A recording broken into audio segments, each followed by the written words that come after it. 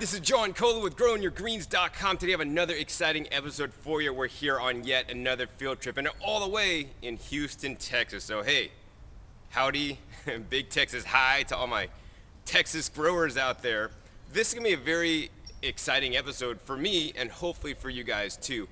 Why I'm here today in a suburb of Houston is to actually share a company with you that's doing amazing work. And as you can see, we're in suburbia. You know, there's all these lawns. You know, a lot of chemicals and water goes into keeping your lawns green, and they pretty much play no functional purpose. I mean, yeah, they look nice, and I don't even see kids playing on any of the lawns. But what we're going to do today is we're going to actually interview a company called Houston Urban Farm Co., and that's at www.houstonurbanfarmco.com. And Jacob, what he does is he's wanting to change all that. What his company does is his company installs raised bed gardens, 4 foot by 4 foot, 4 foot by 8 foot, 4 foot by 12 foot, or however large you want it. He'll come in and install the garden for you, bring in the soil, build it, and even plant it out in seeds or the starter plants. In addition, he also does edible landscaping for your front yard. So today, actually, they are just arrived on an install, so we're going to actually film them on their install to share with you guys what they do and how they do it. Another reason why I think this episode can be so important is because, you know, one of the things I think about is that Americans need to create their own jobs. We can't worry about, you know, other people creating jobs for us, you know, whoever it may be.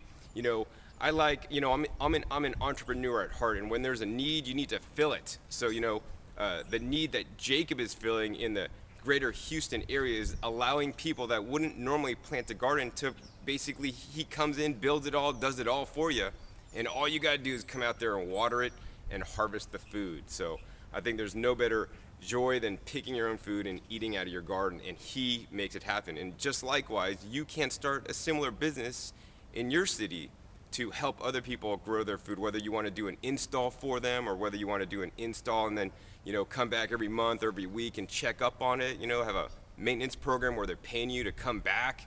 I mean, you're literally creating your own job, and you could just further expand this into starting your own seedlings and then selling the seedlings to them and all this stuff. So we're going to get to talk to Jacob at the end of this video to, you know, learn more about what he's doing, how he's doing it, and how he's going to build his business and how you can build a business and create your own job by helping people grow their food. All right, Jacob. Howdy. Come on out. Now we're here with Jacob, urban farmer. And Jacob, why are you here today? Well, we are here installing a 4x4 raised garden in the backyard of the suburban house. All right, great. And so why did you get into installing these raised bed gardens for people? It initially started as just a hobby of mine, just like most gardeners.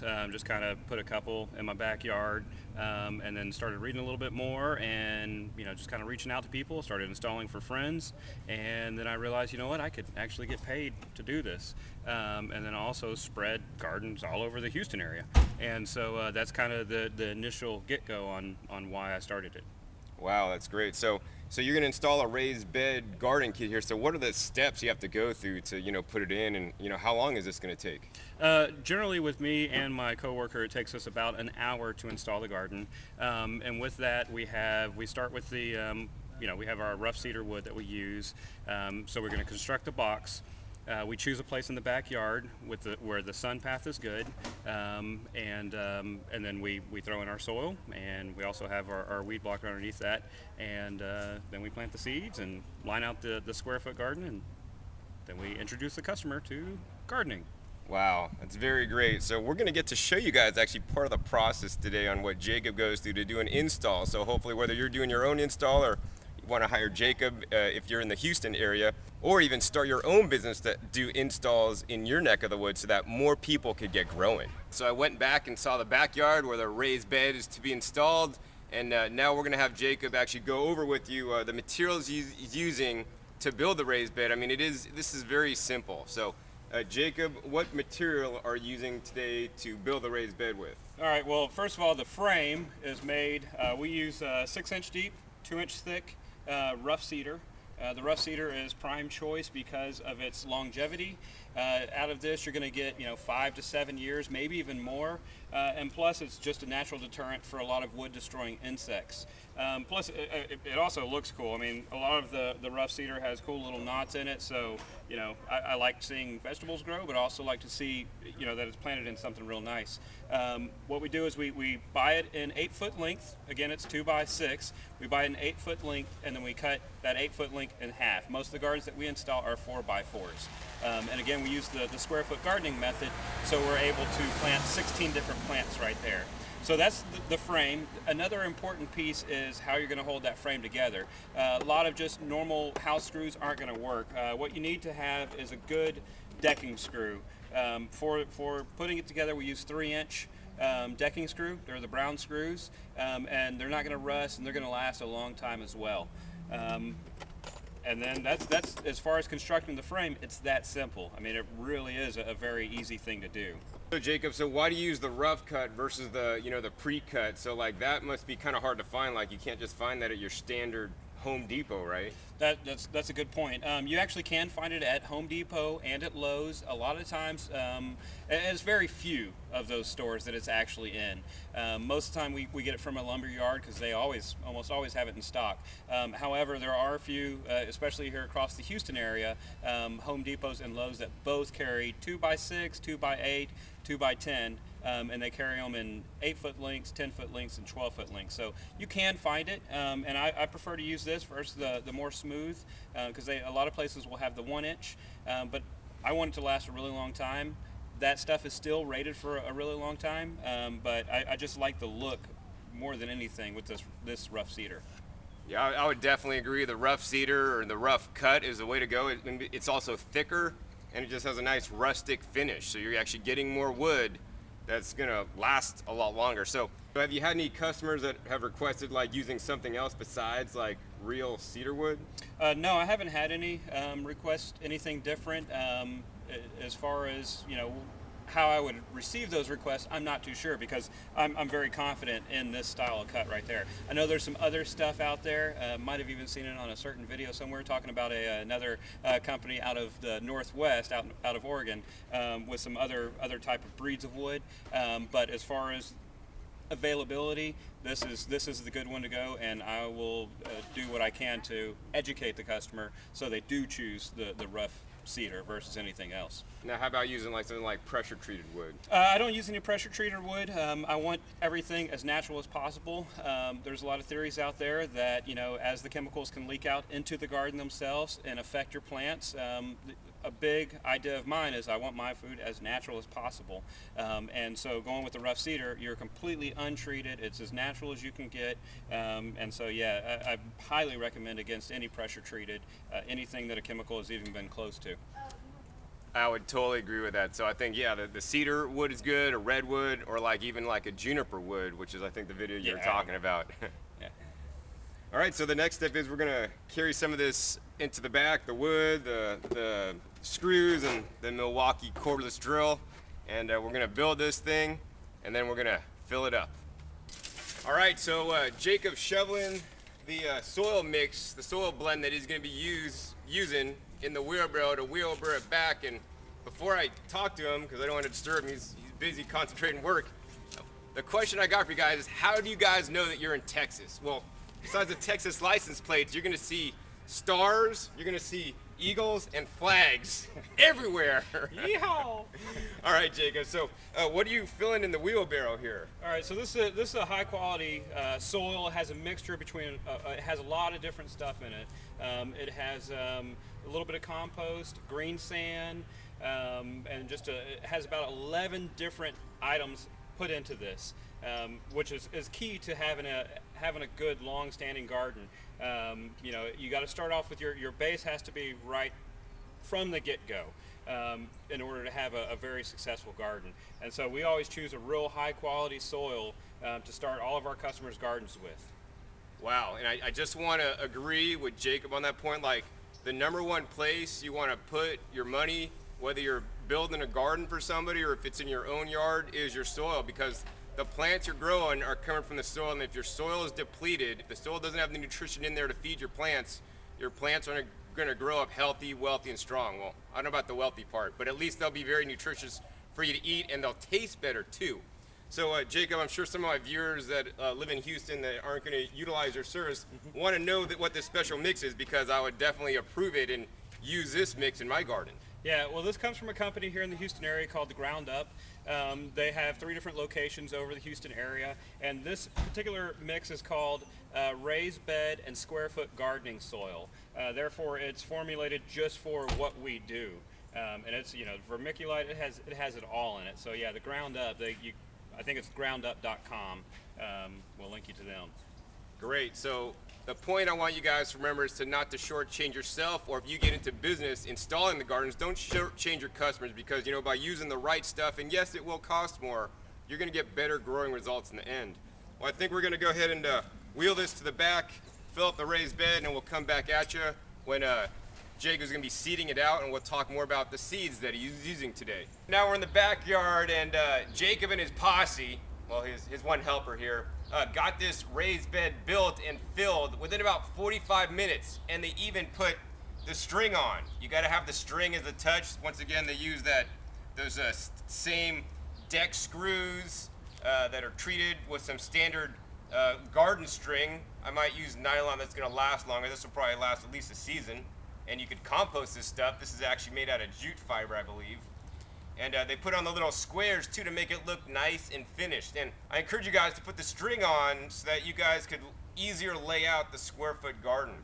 So Jacob, I wanted to ask you, you chose this site, but you're telling me later that the reason why you chose this site is because of a special tool you have. What is that special tool, and how can my viewers get one of these? All right, it's real high tech. I have an iPhone, and on that I have an app called Sun Surveyor.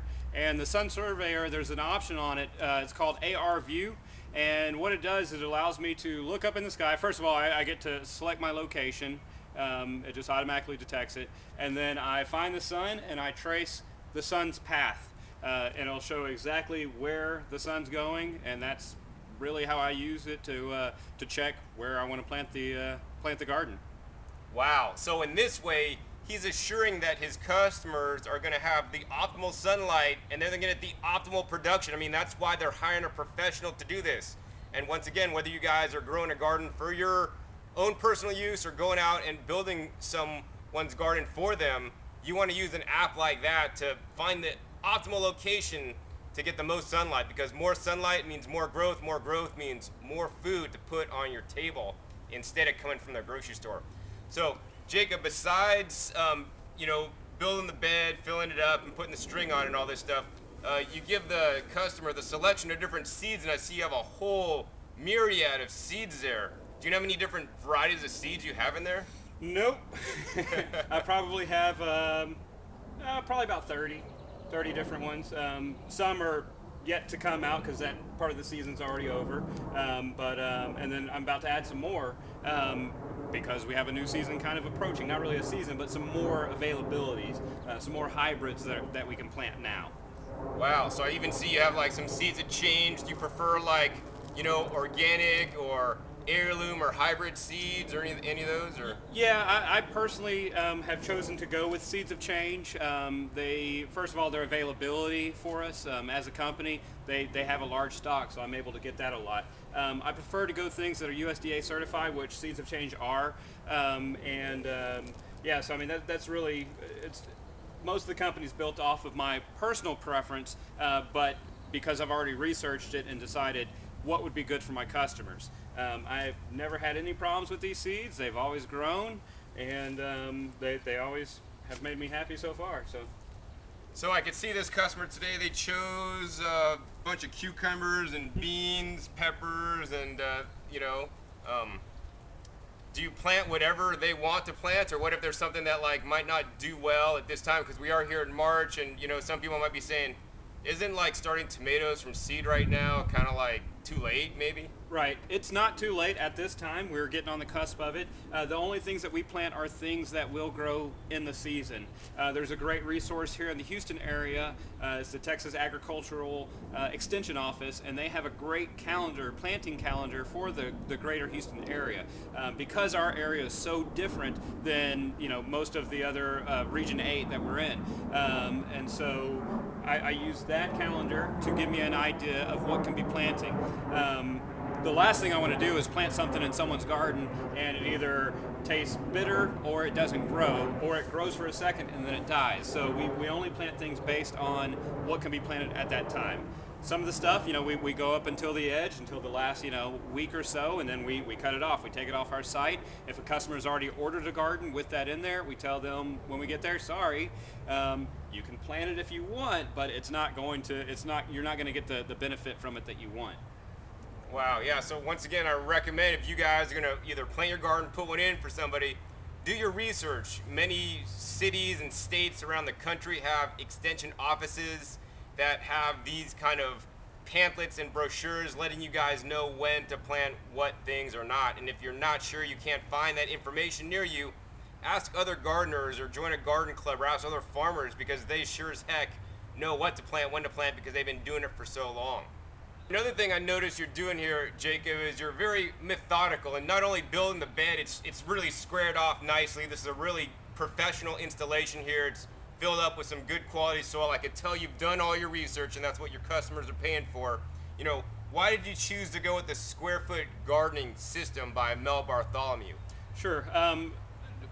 Seeing how we work in urban environments, we need to get as much production as possible in the smallest space. Whenever we're out in the suburbs, it's, families have their kids and they still need all their greenery, their grass in their backyard, and their entire backyard can't be taken up by plants, fruits and vegetables. And so that's why I initially started doing it. I grew up on a farm and I had 25 acres. I could plant stuff all over the place. But once I got my 7,500 square foot lot, I realized I can't do that. I need a smaller area to do it, and I still want a lot of stuff. So that's why I've chosen the square foot gardening, more production in a smaller space. That's what it comes down to, and that's what my customers need as well. So here's the end of the job. As you can see, we got a nice built raised bed. I mean, this is growing your greens, John Kohler approved. Soil mixture's good, planted some good seeds and got it dialed in. And the thing I'm amazed the most is that the team whipped it out here in under an hour. They got this all installed, ready to go, and now they're off to their next job. I mean, how many of these did you install on Monday? 7 on Monday. Wow, so 7 more families in the U.S. are growing food because of this man. Hopefully 7 more families are going to grow food after this video. Yeah. But Jacob, is it really that difficult to install a raised bed like you do? You make it look so simple, under an hour. I mean, some people might take a full weekend, but see, a lot of what people aren't seeing is that you've done a lot of the research and legwork. You've picked up the compost already. You had the wood pre-cut. You had your batteries charged in your Milwaukee. You're just all dialed in. You had the right seeds. You know the spacing. You don't have to look it up. So, is it really that hard? And, do you encourage people to do it themselves instead of hire you? Yeah, of course. You hire us so you don't have to sweat. On the actual construction, you don't have to go out, like you said, get the stuff. We come prepared. We do it under an hour, but do it yourself. It's not hard work as long as you know exactly what you're doing. Like you said, do your research, everything like that. It's a 4x4 box or whatever size you want to make it. You put some good stuff in it and you plant the seeds and you water it. It's about as simple as you can get. And so, of course, hire Houston Urban Farm Co., but do it yourself. It's simple. Yeah, once again, one of the reasons besides showing you guys how simple this is today, and also get a plug-in for Houston Urban Farm Co. If you live in the greater Houston area and you don't want to sweat in the sun, I'm sweating right here, man. It's just nice and hot here in Houston today. So besides showing you guys how easy it is and that you could sweat and actually burn some calories in the process and get healthy, get some sun, make some vitamin D, is, I want to encourage you guys too, once you do have a garden, have some knowledge, have grown successfully, have grown certain crops successfully, start your own business if you don't have a job. Even if you're retired, this is a great thing to do, to be out in nature and help other people. One of the reasons why I make these videos for you guys is to live in service so that I can help my fellow man here on earth to grow more food, because I do think it's really that important. And Jacob just on Monday helped 7 more families grow food, and that's great to get them started, because maybe they won't pick up a hammer, pick up a drill and screw wood together, but now that they got their bed made, every year, hopefully from now on, they're gonna be growing some of their own food, because they're gonna taste how good it can taste, and especially the families have kids, getting the kids involved, because in my opinion, the kids really need to know where the food comes from. It comes from Mother Earth, not the grocery store and not the McDonald's.